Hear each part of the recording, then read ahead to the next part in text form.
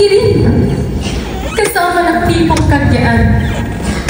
Ang tribong iyong pinamumunuan.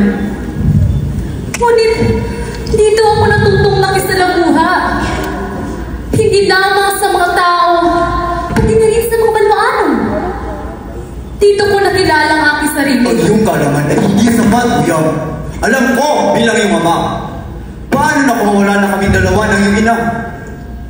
Tama ang iyong ama, Uyang. Mas malagaan mo ang iyong sarili at ang magiging anak mo sa